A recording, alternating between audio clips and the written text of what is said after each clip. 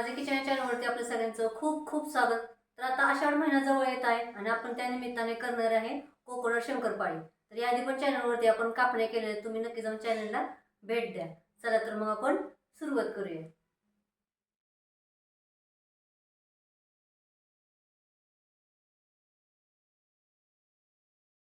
इथे आपण 1.5 वाटी गव्हाचं पीठ घेतलेलं आहे. पाऊण वाटी बारीक रवा घेतलाय किंवा अर्धी वाटी तुम्ही घेतला तरी चालेल. गव्हाच्या पिठाऐवजी तुम्ही मैदा वापरला तरी चालेल. पाऊण वाटी पिठी साखर, तुम्हाला जेवढं गोड खायचंय तेवढं तुम्ही घेऊ शकता. आणि पाऊण वाटी आपण डेसिकेटेड कोकोनट घेतले. खोबरं पण ते बारीक करून घेऊ शकता मिक्सरमधून. त्याच्यात थोडंसं आपण मीठ टाकणार आहोत, वेलची पूड आणि 3 चमचे तूप. तर आता हे सगळं मिक्स करून आपण दुधामध्ये मळून घेऊया घट्ट. जसं दूध लागेल तसं आपण मळून घेऊया किंवा तुम्ही पाण्यात पण मळू शकता.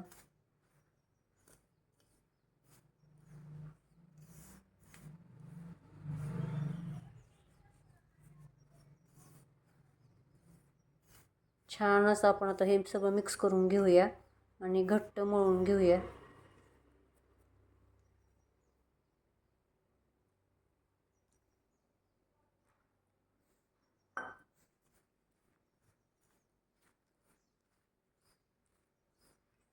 तर आपण 1 ग्लास दूध घेतलं होतं, त्याच्यातलं एवढं शिल्लक राहिलेलं आहे.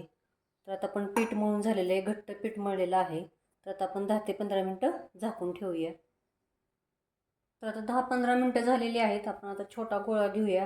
हे पीठ असं सुट्ट सुट्ट होतं, तुम्ही बघू शकता, कारण काय खोबरं आहे त्याच्यामुळे असं मऊ हे होत नाही. तर आता आपण लाटून घेऊया. चिरा पडतं त्याला कडेनी, ते काढून टाकायचं चिरा पडलेलं. आता आपण लाटून घेऊया.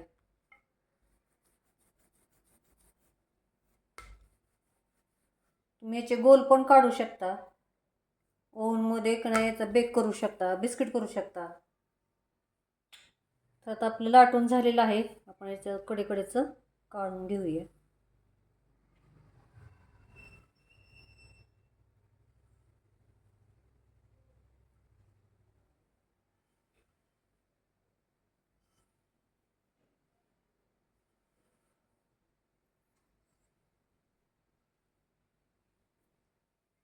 आता आपण आधी उभे कट करूया.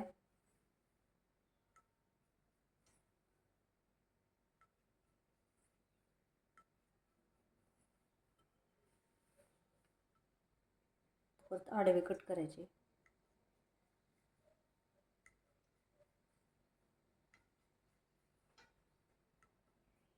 किंवा कापण्यासारखं तुम्ही कट केले तरी चालेल.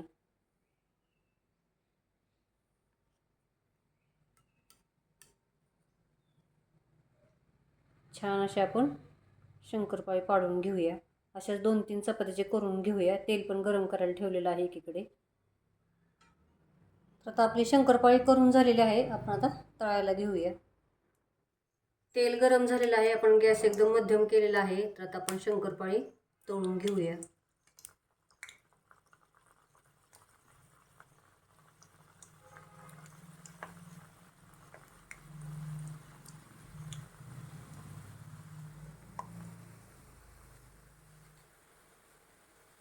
छान अशा खरपूस शंकरपाळी तळली, तुम्ही बघू शकता. आणि लेअर पण पडलेत त्याच्या इतर सुद्धा लेअर छान पडलेत, खुसखुशीत झालेत. तर आता काढून घेते आणि याच पद्धतीने सगळ्या तळून घेते मी. शंकरपाळी तयार झाली, तुम्ही बघू शकता. तर दुधाऐवजी तुम्ही पाण्यात पण हे पीठ मळू शकता. मस्त होतात छान अशा. चॅनलला सबस्क्राईब करा, लाईक करा, शेअर करा आणि कमेंटमध्ये मला नक्की सांगा कसे झालेत ते. थँक्यू.